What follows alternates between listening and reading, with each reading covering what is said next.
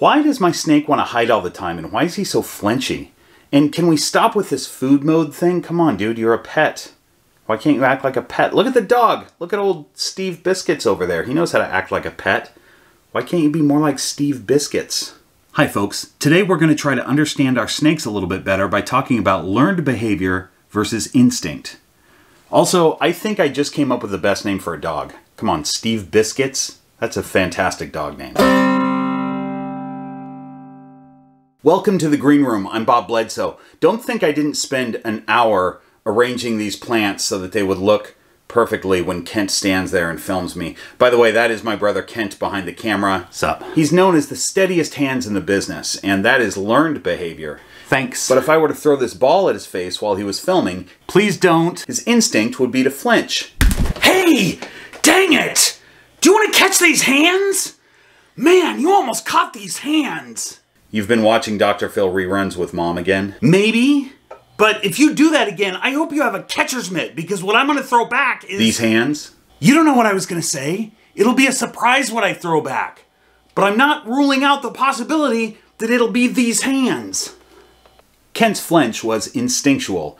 His new phrase is learned behavior, obviously. Apologies to any streetwise Gen Z out there. This is Bear, by the way. He's a great example of what we're talking about today. Look how cool he is. More about him later. Your pet snake is part of a suborder of animals that have survived on this earth since the Cretaceous period, which is about 128 million years ago. That's around 70 million years before T-Rex evolved and started lumbering around the planet. Speaking of which, imagine how many snakes T-Rex stepped on. They even survived that trampling catastrophe. Needless to say, snakes have a pretty solid built-in set of instincts that are all designed around survival. And we're not going to undo 128 million years of evolution with a few plastic toys and some gentle handling. One really cool thing about a successful species that doesn't just evolve and then die off right away is that they have to, as individuals, have the ability to learn and adapt to their own microclimate that they find themselves in. So a snake in the wild has to know where their resources are. They're not just randomly slithering everywhere. You're seeing them in a spot in the wild because of some reason. They know where to get food. They know where to get water. They are seeking shelter somewhere. They're staying away from predators. They know where predators are. So instinct tells them that they need to eat food, but they've learned that setting up right next to this particular game trail is the best spot to find those food opportunities. Or maybe in the case of a ball python, going down into this rodent burrow and waiting for a rodent to show up is the best way to do that. So some of my snakes here are target trained. And so what they've learned is that within the microenvironment of the green room, they know that this little blue target means that there is a food opportunity available. And if they interact with that target, they'll get some food. Now, they probably aren't thinking, oh, here's Bob with the target. He wants me to move all the way over here, and then if I do what he says, he'll give me my treat. They're not thinking about that at all. They've just learned that that blue target means food could be coming. And if they approach it and touch it with their tongue or their nose, they'll get that food. Now, sometimes their instinct to grab at food is so strong that they strike at the target. The target means food, and they just strike. Even though the target doesn't look like food and it doesn't smell like food, but they know what it means. So they strike at it, and at that point they don't get their meal. They have to let go of the target, reset, and do the right behavior, and then they get their meal. It's difficult for them though, because when they're in food mode, they're not thinking very much. So they have to kind of get themselves into thinking mode in order to get their food. A species that doesn't have the brain power to learn and adapt to their own environment is going to die off pretty quickly. So I think it's interesting that we spent a long time thinking that reptiles, and snakes in particular, don't have any brain power beyond instinct, and that they don't have any ability to learn. Some people still think that, which is unfortunate. But not you, right? Good for you. Yeah, they're pretty smart. Bear here learned very quickly that the big monkey janitor slash food delivery guy that hangs out in here is not a threat to him. And it's pretty stressful to feel like you're threatened all the time and be constantly in this fight or flight state. And so Bear had a few positive interactions with me and decided that I was probably okay and that he didn't need to feel that stress every time we interacted. The majority of the time that I see Bear, though, he's engaging in instinctual behavior. He's in his enclosure which he has the whole enclosure to live in, but he has 2 hides. And I think he's comfortable with his enclosure, but he feels even more comfortable if he's curled up in a hide to go to sleep. So that's where he is most of the time when I see him. Now, if I was always taking him out of his hiding spot to hang out with me every day, he would be very stressed. Because even though he's learned to trust me and that I'm okay, he also has instinct that tells him that if he's sleeping in a hiding spot and all of a sudden he's yanked out of it, that could be a major problem. So he's going to feel a pretty high level of stress if that's happening to him all the time. So I don't want old Bearsley here to feel that kind of stress, so I let him do pretty much what his instincts tell him to do most of the day, which is sit in his hide and sleep. Now, if I'm feeding any of my snakes and Bear gets a whiff of a scent that there's a prey item around, he's at the front of his tub waiting for that food, even if he just ate yesterday.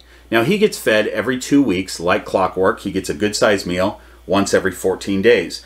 But his instinct tells him that he needs to take advantage of a food opportunity. And if he smells food around, he's ready to take advantage of it. If I fed him every time I saw that he looked hungry or that he was looking for food, this would be a very fat snake that would not live very long. So I have to understand that his instinct is to spend a lot of his time when he's not sleeping in his hide. Most of his waking hours are going to be looking for food, because that's just what snakes do. That's what they've done for 128 million years. And it's okay to let them do that. Let's put him back so he can do his instinctual thing and go to sleep in a hide. So when my superdwarf reticulated python Echo is in thinking mode, exploring around and hanging out with me, that's really cool. And it's not something that I would experience in the wild. In the wild, no retic would come out of a tree and just hang out with me and crawl all over me. So that's fun, but I can't expect her to be like that all the time.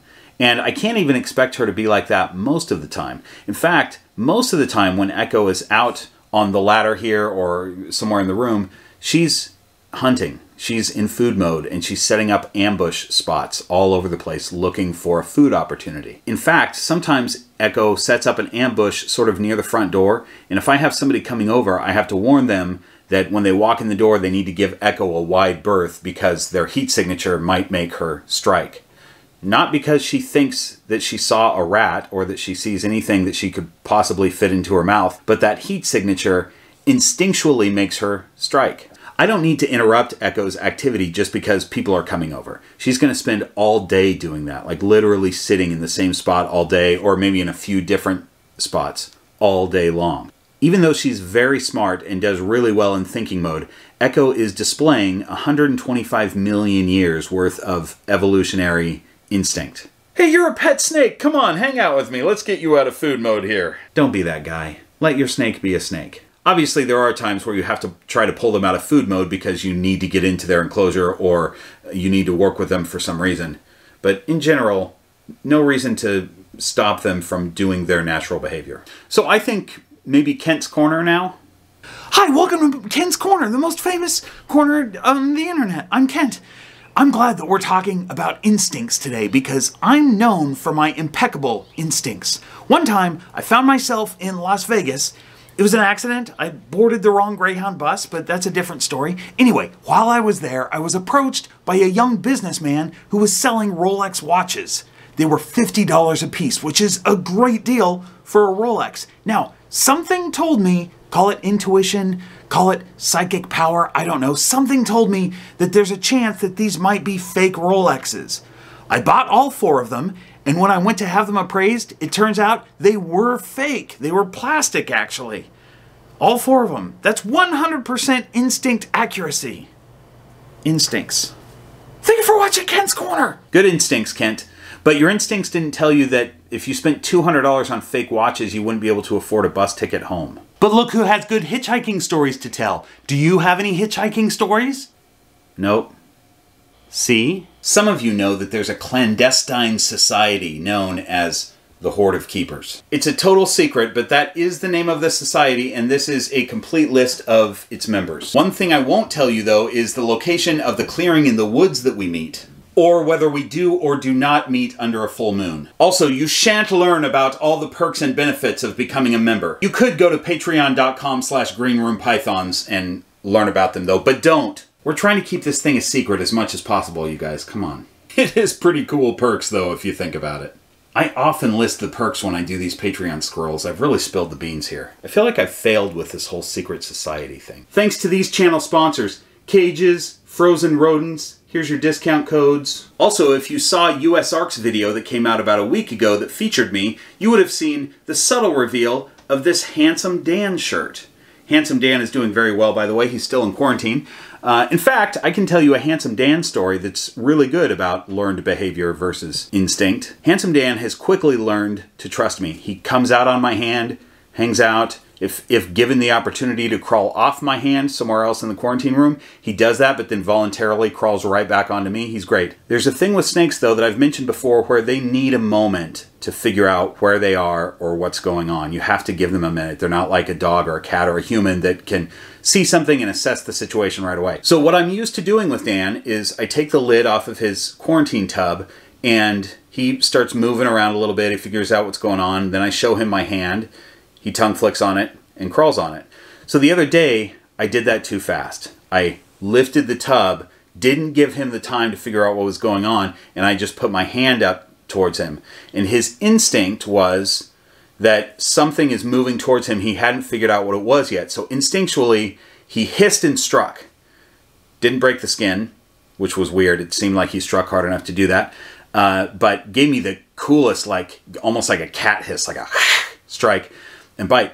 So I felt really bad because it was my mistake. I didn't give him the time to assess his bearings once the lid came off of his quarantine tub. So because of that, Handsome Dan displayed some instinctual behavior. A few minutes after that, he was voluntarily crawling onto my hand and doing just fine with socialization. He's a good boy. But as the shirt says, he is not a python. I just grabbed Tiger Lily because I feel like I need to have a snake with me, and she was available. But we're not talking about Tiger Lily right now. I want to talk about two snakes that I had out exploring the counter. Actually, right here. This countertop, I reconfigure all the time. And so when I put a snake on it, even if the snake has been on the countertop before, it's often a new territory. And anytime a snake is on something new, something that they're not familiar with, it's new territory to them. When you put a snake on some new territory, you'll notice that they're going to slow way down and tongue flick everything, probably with very rapid tongue flicks, but also short ones. So they're not sticking their tongue way out of their mouth and wagging their tongue all over. And the reason is that if they're in a new territory, that could mean predators. So they're going to be very still and very deliberate about just checking everything out to see if there's predators. Tiger Lily is now over here by these black box hides, and she's been in these before, so she knows them. But if your snake is exploring a new situation, they're going to be pretty nervous and easily startled. They've completely forgotten about you standing there next to them. I've found that with ball pythons, when they're in that mode and I go to pick them up, it will oftentimes startle them. So I try to be more careful. I show them my hand and remind them that I'm there before I go to touch them. And when I do it, though, with the superdwarves, I end up doing it with Stella a lot because Stella ends up going onto the ground, and once she's on the ground, she gets into that mode because she's exploring. But then I've got to pick her up and get her off the ground. And rather than just being startled, she'll try to run until she realizes it's me. So what's happening there is you go to pick up your snake and they go, ah, predator, fight or flight. I choose flight. Oh my gosh, it's got me in its death talons. Oh wait, it's just you. Oh dang, man, you scared the crap out of me. Don't do that again. And then all of a sudden they're okay. So, but it takes about that long, probably as long as it took me to say that whole thing. That's about as long as it takes them to figure out that it's you and it's not a predator and they can relax. So just being careful about letting them know that you're right there before you pick them up is a good thing. Not a huge deal if they get startled. Snakes get startled all the time, but I don't want to startle them every time I interact with them. So I'm a little bit more careful usually. Well, that was a quick session with Tiger Lily. Sorry guys, she's just right here. Hi. Did you find a hide to be in? Okay. There you go. Enjoy your little adventure. We're going to keep doing a video.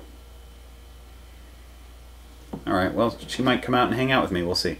So imagine it like this. Let's say you go to a museum. You're at an art museum. Pretend you're fancy for a minute. You're at an art museum and you're walking around going, oh, this is lovely. What is this, a Van Gogh? Oh, it's not. It's somebody that I've never heard of. Well, he's a wonderful artist. Now let's move over here and let's go over here, right? So you're just enjoying your time, freely moving all over the place. Now let's say that you went to a haunted house Not a real one. You bought tickets and you went to Universal Studios during Halloween. You're walking through a fake haunted house that you know is fake. You're going to walk very cautiously and you're going to be super jumpy because instinct tells you that you're in danger, even though you know that you're not, right? But your instinct is that if somebody puts their hand on your shoulder, you're going to jump because you're in this haunted house. So imagine that snakes, when they're in a new territory, it's like they're in a haunted house every time. That's what they're like. So don't just tap them on their shoulder from behind. Let them know you're there. That's kind of what's going on with them. Hey, that light is too hot for you. Don't spend much time there, babe. Too hot for you right there. Look at this. I really like this light right there, but it's pretty warm. I don't want her touching it. Look at this. Look what she's up to. I really like this 3D printed ball that somebody made for me. It's really cool. It doesn't roll away when the snakes scroll through it. Makes me happy. All right, let's get back to this video. I don't have much time left. I'm in like 20 minutes. I'm taking Handsome Dan to the vet to get panels done on him to check for all kinds of diseases. I don't suspect he has any diseases, but I want to get him checked out. Hey, remember that bit about target training that I was talking about? Do you want to learn more about that? Check out this video right here. And remember that snakes will be snakes because of 125 million years. And it's best to just let them do that. Thanks for watching. I'll see you next week.